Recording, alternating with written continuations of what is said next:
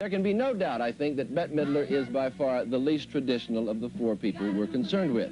If you've ever seen her on stage or in one of her rare television specials, you know she's not your ordinary entertainer. They call her the Divine Miss M, but Bette Midler calls herself trashy, vulgar, brash, and blatant, taking kind of a secret pleasure in each of her favorite adjectives of the outrageous. Well, anyway, so there I was doing all my television and being real, you know, gaga and la-la and meeting all the hoi polloi and having myself a high old time. They asked me to be in the films, you know, they asked me to do the movies. I was so thrilled, you know, I mean, because I've gotten the creme de la creme of the scripts that they have offered. I got a script last week. It's the life story of Betty Furness. I thought it was so fabulous. It's called A Fridge Too Far. Crowd turns on Diva. Diva does not give a shit. Nowadays, the outrageous is something Bette Midler seems to throw in just for those who remember her that way. The real Bette Midler is more accurately reflected in what she calls her songs for the New Depression, a theme that began because Bette felt she may have been contributing to decadence, so she brought out her sad and sweet side. Don't you remember you told me you loved me, baby? Said you were coming back again, baby. Oh, baby, baby, baby, I love you. That was my backlash show, where I pulled myself, I don't like to say sexuality because that's really not the right word. I was always very outrageous. I mean, from the first time I set foot on the stage, I've always been that way. I'm very regular. And I'm very confident on a stage, so I just do whatever comes to mind. And it was a time 2 years ago when there were a lot of things happening that I didn't approve of. I mean, I think of myself as a gentle soul, and I felt that things were getting out of hand. And I felt that I was contributing to this kind of decadence. And I felt very bad about it, because there were some things that were happening, like snuff movies and certain kind of films that they were showing in New York that upset me violently, and I felt that in some way people were going to say that because I was so outrageous, they were going to identify with me with that. And I didn't want that to happen, because I was the whole thing upset me. And so I pulled myself back a little bit and tried to examine what was left of my own innocence. Yeah, your heart, your soul to me. Life is gonna be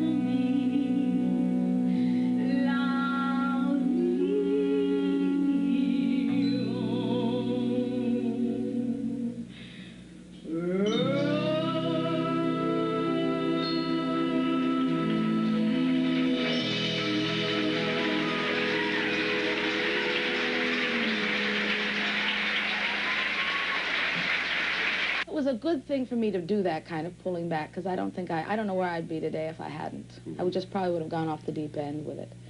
But, you know, just gone out. I didn't do that, though. I pulled back, and I feel a lot better now. I feel stronger. I feel, Ready to fight. Yeah.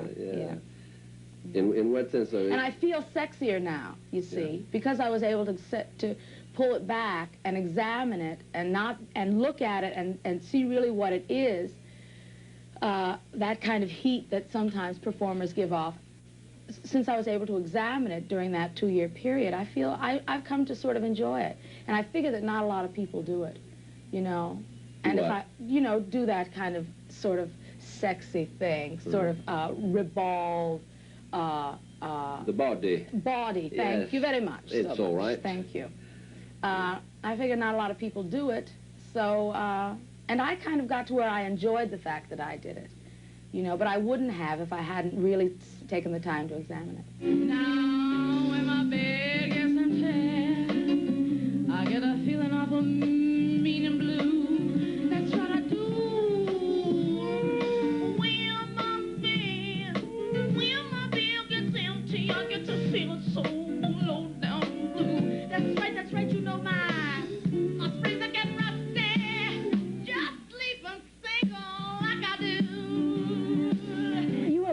the person who is probably the happiest person, at least in this room. Uh-huh. I'm dreadfully happy. What is the source of your happiness now? I love to work. I love the idea of putting shows together, and I love the idea of putting musical numbers together and putting commentary together and characters. I love that. I mean, I love it. I love to be involved. That's the only time I'm really alive. I never learned how to relax. The other part of my life is reading. I read a lot, you know. So for me, this is like a climbing back into civilization. When I don't work, I feel like I'm half alive. You know, I think most people, if they have something that they really love to do, most people feel the same way. You know, you get addicted to it. Standing at the end of the road, boy, waiting for my new friend to come. I'm not scared, I'm hungry, I'm freezing my ass. I got to get this, I'm gonna get me some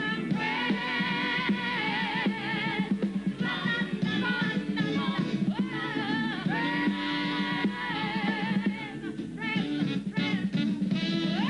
What does that song mean to you now, after all these years and all the hundreds of times you have sung it? Well, it's become a friend. Yeah. You know, it's kind of a little, it's a little on the ragged side, but I like it because everybody identifies with it. You know, and it's instant, it's warm, they understand it immediately, it's instantly accessible. Friends, it's the most basic thing in life. You got to have friends. Hey, simple. I like to get them when it, you know, I like the simplest, cheapest music sometimes is the music that people love the most. And I've never been one to look down my nose at that kind of music.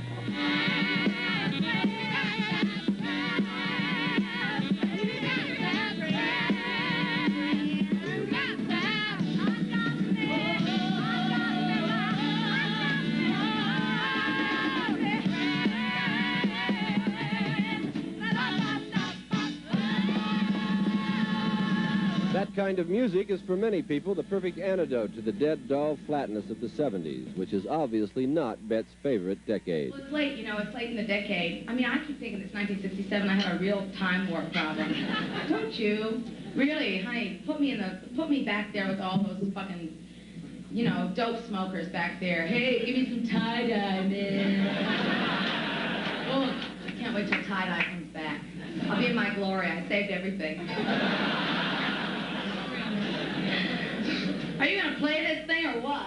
Bang! Bang! Yeah! Damn! Bette's performance message still seems to be, so what? Let's just not let it get us down. Let's stir up some energy, provoke some reactions, stimulate a few responses, find some friends who are willing to fight too, and be alive anyway, no matter how depressing things may seem to be. Well, that's always my theme.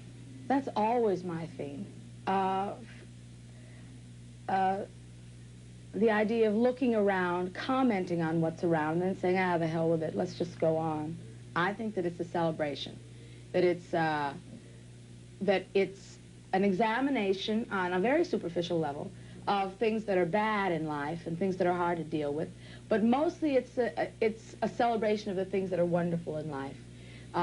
Toe-tapping music and flinging your body about and not caring where you land, and being physically irresponsible, and it's being carefree for an hour and a half, and happy-go-lucky. That's my favorite phrase for it. It's joy. It's joy. It really is. I always forget that. I can never keep that in my head, but that's what I try to transmit. Corny, so damn corny, but so wonderful.